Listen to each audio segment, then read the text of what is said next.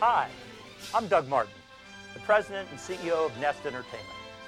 We're excited to present to your family our first full-length animated feature film, The Swan Princess. As a company, we are committed to providing the best possible family entertainment that is wholesome, uplifting, and worthy of your trust. As you know, children love animation, and through our half-hour video series, we're proud to provide your family with character-building stories from the Bible and history. Each story we produce is fun and entertaining, but most of all, every story teaches moral values and characteristics that will change lives forever. As a customer, you've helped make The Swan Princess and all of these Bible and hero stories possible. We thank you for your support. Now, we want to share some exciting behind-the-scenes events that went into the making of this classic film, The Swan Princess. What a good idea, such a charming and romantic notion. This is my idea, such a good idea, what a good idea. Such a powerful and magic potion. This is exactly my idea.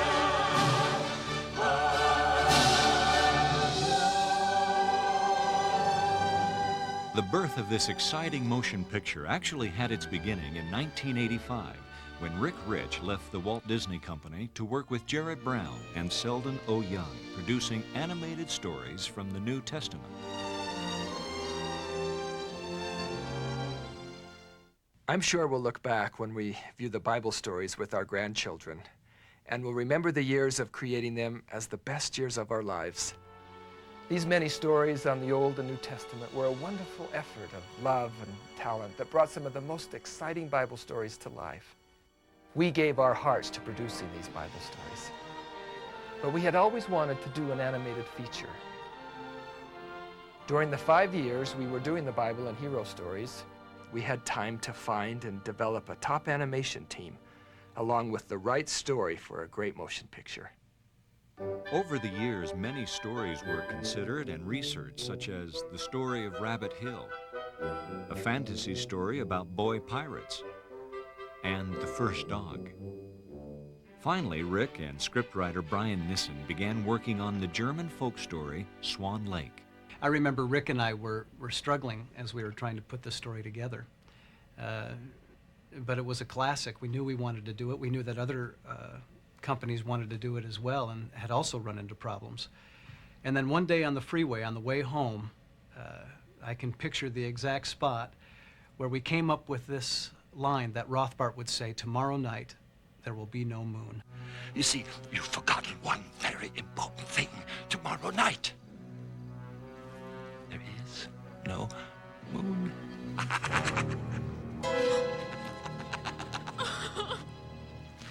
And that was it. Once we had that line, I think we solved all the major problems that were inherent in that story. After many drafts, the script was given to Jared Brown, the executive producer for the Bible and hero stories. When I first read this story, it was like going back in the time of real magic, of the fairy tales that my mother used to read to us or tell us as our bedtime stories, and of course this was before the days of television. Well, I knew when I first read this story that it was a winner, and I also knew that we needed to begin the production immediately. So we started on it, and then we relied on our faith and our total commitment, and in the end, we made this miracle happen. Artists were hired, and the expanding studio began to flourish on the $2 million that were initially committed. The show began in 1992. By the time the film was finished and released in November 1994, over $45 million were raised through the unending effort of Selden O. Young, who became the film's executive producer. Raising $45 million was a very difficult task in the last 3 years. As an independent studio that's never produced a movie before, we had to see a lot of people to get interest. So I spent an inordinate amount of time on an airplane, over 500,000 miles, visiting with 15 or more banks to try to get them to finance us. And so it was a very tough time in our lifetime, and will probably go down as history in my lifetime as the toughest time in raising any kind of funds or doing business. In animation, unlike shooting a live action film where post-editing can make or break a film, everything must be planned to near perfection because of the astronomical cost of every second of animation. The story is everything. In animation, we do extensive planning. My late mentor, John Lounsbury, who was affectionately known as one of the 9 old men at the Disney Studios, always told me that great animation can't save a bad story. The story continuously evolves from concept to script to the development of the characters, which are actually sculpted into lifelike models for the artist to study. Voices are recorded, and then the animators go to work making the characters as real as possible. The storyboard is constantly updated.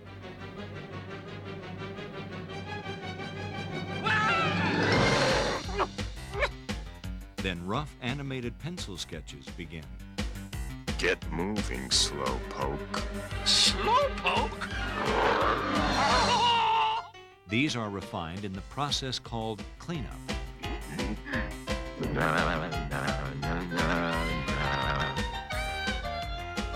Then the real magic of animation comes to life when the full color backgrounds and painted cells are finally added. Any luck?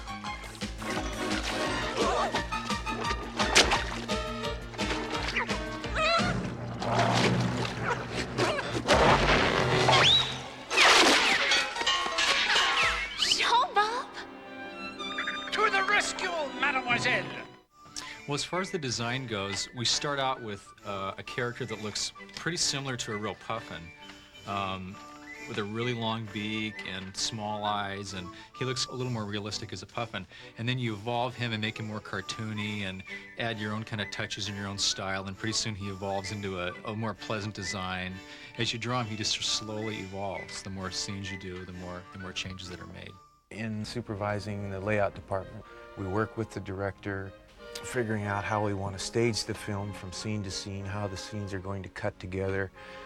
We design the backgrounds that are going to be used for each particular scene, and we set up the character layout to work in that scene, which the animator will then take and work from. So this is the one area where it's all put together in one spot. The design and the sound of the great animal were another difficult balancing act to get right.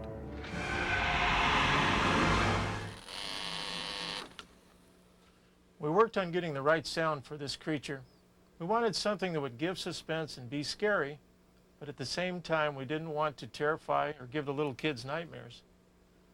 Then I came to Rick with a combination of 3 sounds mixed together that came from our extensive sound library. The first is a lion growl that was electronically altered. The second was a metal screech, and the last was a high-pitched cry from a crow. Then we put everything together, and this is what we came up with.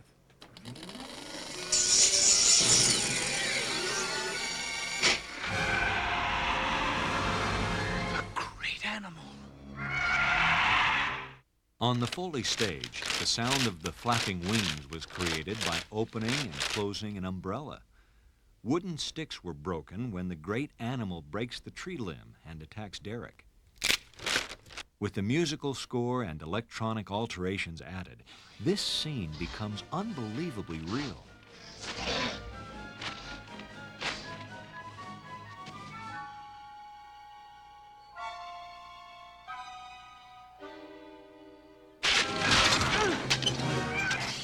A lot of the material that we work on is kind of rough to work on. I mean, it's explosions, gunshots, a lot of tough stuff to deal with, you know, and you walk out and it kind of hits you a little bit, and you have to, takes a little while to recover from all that.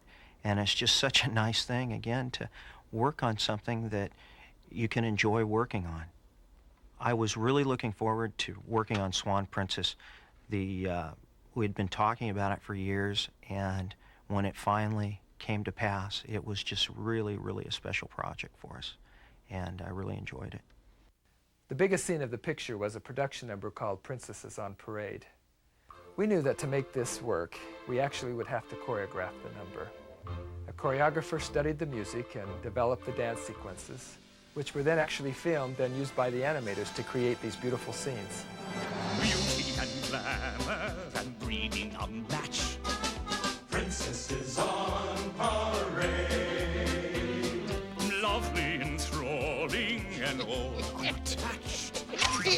Alloy, and those well-bred agree each enjoy a royal pedigree. All for success. Each possesses a spark, each a remarkable man.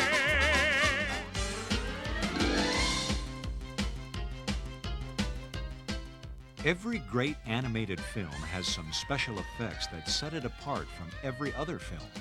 The Swan Princess had many of these breathtaking moments.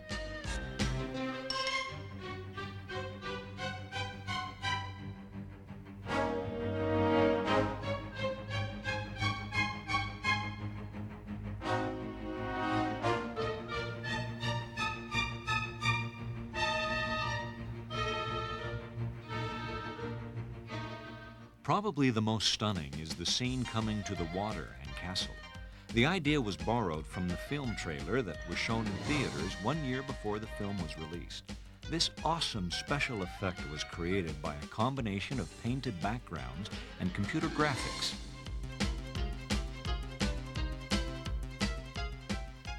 One of the problems of the story that was quickly discovered was that many of the scenes are staged at night, because that is when we see Odette in her human form. The show had to have light added, or the feel of the picture would have been too dark. The process of painting backgrounds for the animation was changed to put more light around the characters and fading darker off center screen. Even though we have night scenes, there's still a very light feeling to it. He doesn't want to be heavy or dark. He wants to keep that fairy tale kind of a flavor and an upbeat feeling in the picture. Some of the characters came a lot quicker and simpler than others. You know, with Derek and Odette, we fought for a lot longer on trying to create something that was different looking, but we found appealing and believable. Some of the other characters, Rothbart, once we actually got serious with deciding what he was going to look like, we'd spend a little time kind of searching out everything, you know, doing kind of a scattershot approach where one moment he was a short, hunchback character to a long, skinny, sophisticated-looking character, and then when we had it, it was pretty obvious he was a lot easier because of the caricature involved. The character of Rothbart, played by one of the best-known motion picture bad guys, Jack Palance, was not only really nasty, but the evil was without any comic relief. Originally, Jack's voice was recorded for the Song of the Castle scene. How dare they try to cross me? How dare they try to wreck my plan? But the feeling was too evil and dark and needed to be lifted and lightened. To even think that they can. After years of careful planning, now I must alter my course. Composer Lex de Azevedo and lyricist David Zippel had the idea for the song No More Mr. Nice Guy. After looking everywhere for the right performer, producers Rick Rich and Jared Brown agreed that Lex should sing his own song. Rick, that was just a demo. I never intended to sing the final version. I agree, Lex. But we haven't been able to find anyone to match your performance on your demo. Hey, you were born for this. Now, come on, give us a performance. Okay, here we go. Up till now, I've pulled my punches. I intend to eat their lunches. No more Mr. Nice Guy, not for me. The mood was lifted, humor was added, and the song gave a wonderful opportunity to use fun visuals of Rothbart's bad guy antics that were transported from night by his magic to broad daylight. Now, sirree! It worked with the character perfectly. Well, Rick and I agreed from the very start that the music of this film was absolutely critical. So we had Lex continue writing and recording until both of us could agree that it was exactly right. The hardest number we worked on was a love ballad, and Lex wrote song after song, but we just felt that nothing was equaling the miracles of love from the animated stories of the New Testament.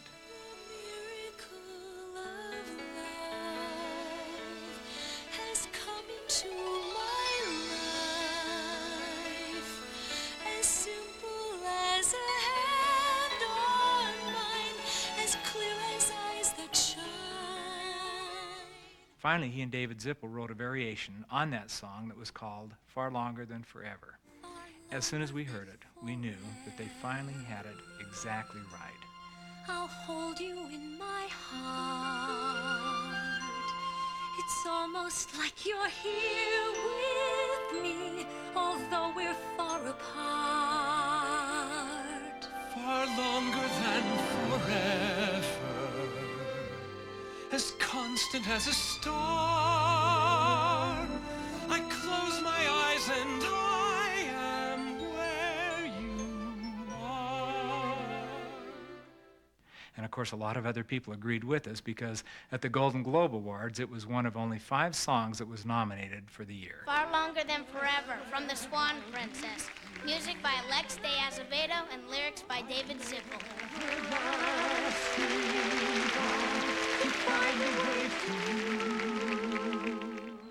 During the final stages of scripting, while the characters were artistically being developed, choosing the voices became an obsession.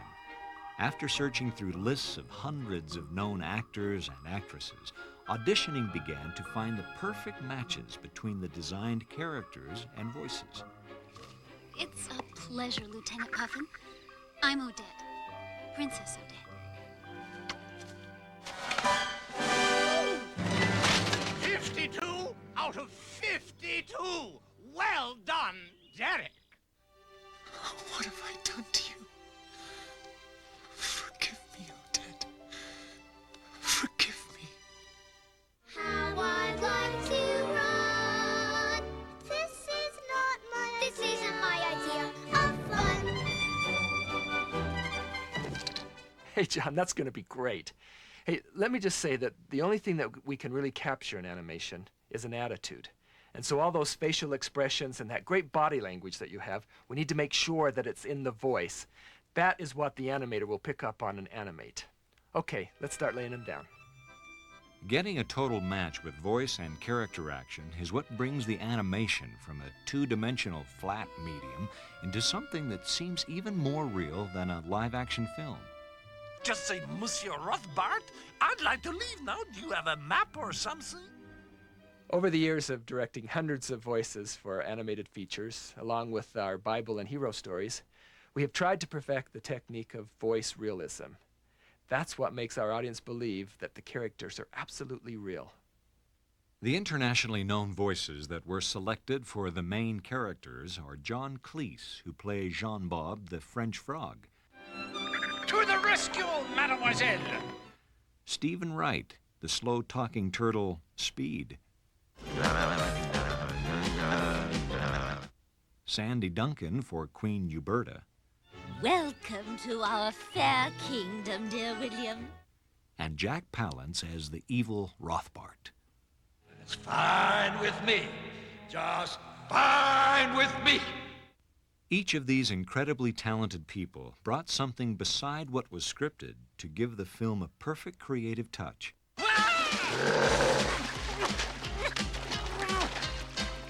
Now, I know some of you, including my son Derek, just abhor beauty pageants, but having been a puff-puff girl myself way back in 39, well, I just couldn't resist. Girls, and a 1, and 2, and a 1, 2. Whoa! When the voice of Sandy Duncan was recorded, she was especially attracted to the humor of the pushy Queen Mother Uberta, trying to get through the crowds at the ball. Queen's coming through here. Excuse me, excuse me. Rogers, who is it? Do you know her? I don't know. Come now, Rogers. I know he confides in you. Who is it? This line was an excellent example of John Cleese's wonderful sense of on-the-spot wit that was added. Remember, if anything happens to her, I'll have you whipped, flogged, put on the rack, and then have your back legs fried in butter. Stephen Wright's deadpan humor stole the show with the slow-talking turtle Speed. Would you like a kiss too, Speed? Nah. I'm happy as a turtle. Pour it quickly. Easy for you to say. Ouch. His slow timing against the staccato-paced Jean-Bob made a perfect contrast for his self-confident, humorous, yet wise character. I think I pulled a muscle. I'm gonna die! I know it! I'm on a dangerous mission with a lame turtle! You're gonna get us all killed! When we recorded Jack Palance, we were all amazed. You know, when we started the filming session, it was done for promotional purposes, but as he got into that character, it was absolutely unbelievable to watch his facial expressions. In the hundreds of voices that Jared and I have recorded in the Bible and hero stories, we had never seen any face so expressive. In fact, I had never seen anything like it in my entire career. We took these scenes and actually captured many of Jack's expressions photographically for the artist to use to bring Rothbard's character to life. Went and pledged your love to another. I made a vow of everlasting love. You made a vow, all right. A vow of everlasting death. I grew up loving the Warner Brother cartoons and their character gags from Bugs Bunny and Daffy Duck, Sylvester, and all the rest of those wonderful characters. Well, as we got well into the story of Swan Princess, I felt that we just hadn't included enough of those kind of gags and humor, so I asked Rick to have everyone in the studio come up with at least one gag or joke so that we could get the audience really howling. Everyone put their heart into getting every possible laugh out of these characters without hurting the story with misplaced jokes. We had many suggestions and we used every one that fit. Most of the humor and gags were on a child's level. And growl ferociously. I want you to strike fear into my heart. Not you, Wesley. You're a rabbit, for heaven's sake. Yet many appealed to adults. I'm an artist, not a bore. Could have fooled me. Bonjour, madame. Aha! The ladies still fall for me. Then there was the scene of Rothbard doing a one-arm push-up that became Jack Palance's trademark from the Oscar Awards. Very little is ever cut or edited from a finished animated film. Once animation is completed, changes can cost as much as $500,000 a minute. So anything cut or changed is almost out of the question. But with the breaking news story of a disaster associated with the feature film The Program, where a teen copies a film stun and was killed, the scene of Derek and his sidekick Bromley was changed from this original footage to give Bromley a full suit of armor. This change was made so that no one would copy this trick unless they also wore a full suit of armor.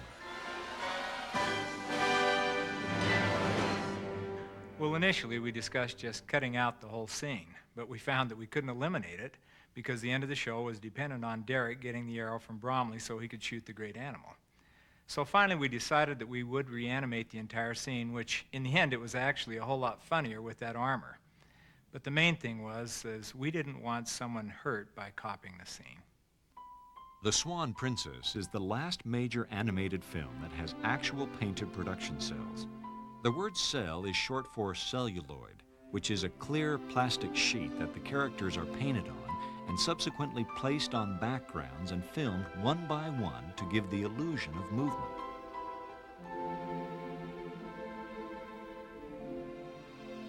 Animation art from past films and cartoons is in great demand, with collectors' interest making many of the production cells extremely valuable. The Swan Princess is the last of fewer than 40 films in all of animation history with actual hand-painted cells. To save time and money, animation color for feature movies is now computer-generated, making hand-painted cells increasingly rare. Over 100,000 cells from the Swan Princess have been cataloged and authenticity certified from each scene and frame as they appeared in the film. These limited production cells from the Swan Princess are now available through animation art dealers or directly from Nest Entertainment. One of the most important areas of an animated film's success is product and video licensing. Co-executive producer Matt Mazer was integral in the extensive licensing of the characters and other facets from the film, as well as setting up focus testing with audiences across the country for helpful market research. Product licensing is a creative area that is absolutely essential to the success of any animated film. This is especially true today as videos are played over and over again in the home. These children's products extend the fun, fantasy, and enjoyment forever.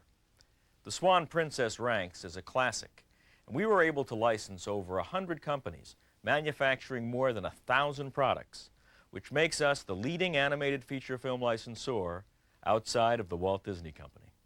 The foreign release of The Swan Princess, with distribution partners such as Sony and Dentsu, began in Japan with an innovative campaign featuring Japan's most popular music group, Dreams Come True.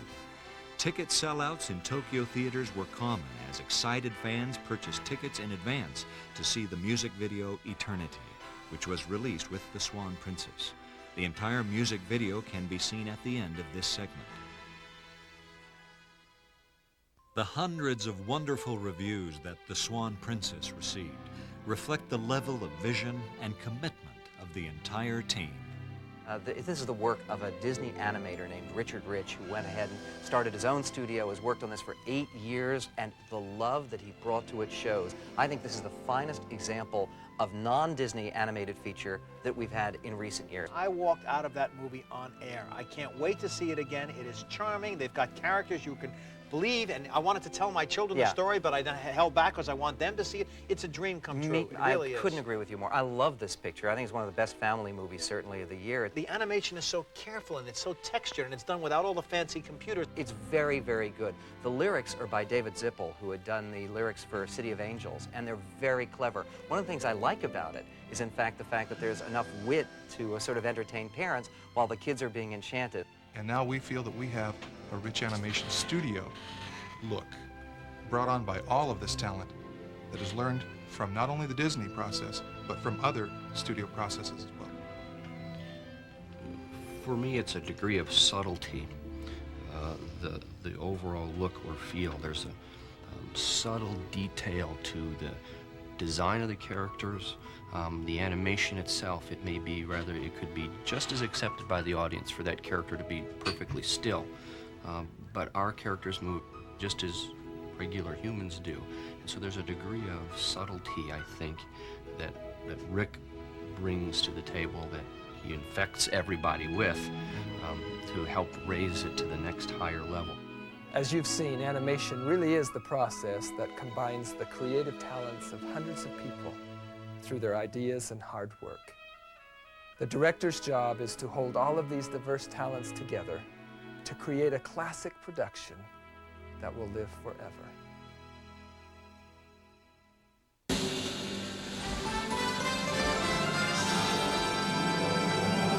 Beauty and glamour and breeding a match.